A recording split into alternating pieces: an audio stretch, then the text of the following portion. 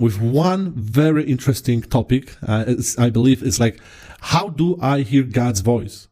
Like, what do you think about this subject? Because like many people like feel like, oh, I'm not sure if it's God or not God, or how can I hear His voice? So if you can tell us, like, what do you think about this? Well, it's a very important subject. Okay, it's probably the most important subject for a believer, right? You know, the Bible is very clear about it. The Bible says that my sheep hear my voice, right? You know, especially in the New Testament, this is so much more important. In the Old Testament, we know that only a few people heard God's voice. You know, the Bible talks about Moses. You know, Moses saw the burning bush. Moses, you know, spoke to God face to face. Yes. You know, prophets like Elijah, Elisha spoke to God face to face. But for us in the New Testament, we all have the opportunity to hear God's voice. Right? So the number one thing that we must be very clear is that when we say we hear God's voice, it's not an audible voice.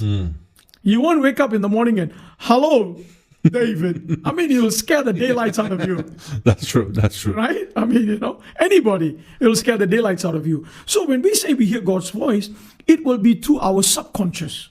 You know what I'm saying? You will recognize another voice that you are hearing on the inside.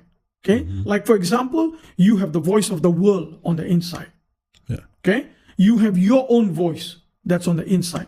And then you have the voice of demons that are on the inside, constantly trying to deceive you. Okay? So every person has three voices on the inside, right? So how do you familiarize which is God's voice, your voice, okay, the devil's voice?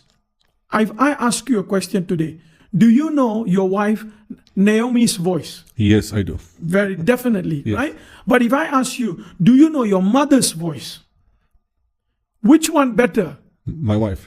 Your wife's voice? Okay, that's unusual. That's an unusual answer. But I will go with it, right? Okay? But the reason why you are able to hear your wife's voice is because constantly you are hearing. Yes. And you have learned to tune your hearing to the recognition of the voice and the reality of the voice. That's true. See? Right? So, for example, with God's voice, the Bible is very clear.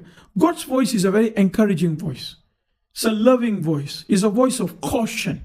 You know what I'm saying? It's a voice of uplifting. You know what I'm saying? It's a voice of redemption. Yeah. Right? You notice every time in the Bible, an angel show up. What is the first thing the angel say? Don't be afraid. Peace be to you. Yeah. Don't be afraid. Why? Because the angels know you'll freak out. That's true. See? That's true. Yeah. Exactly right? Yeah. So you notice that God's voice is what? Very comforting. Right? Yeah. Jesus was walking with two guys on the road to Emmaus. They didn't know it was Jesus. Did Jesus reveal himself? No, he didn't reveal himself. He just talked. Yeah. And they're like, okay, who's this guy, man? Where have you been? You don't know what happened? You know, they're talking and talking. But then the Bible says, along their way, their heart felt warm. And then, you know, and they said, why don't you stay with us? And then they disappeared. And then they're like, oh, that was Jesus. See? So how do you recognize God's voice? Internally. Okay. Familiarity. You know what I'm saying? Comforting, encouraging voice. That's the voice of God. But it takes time to develop that voice. Yeah.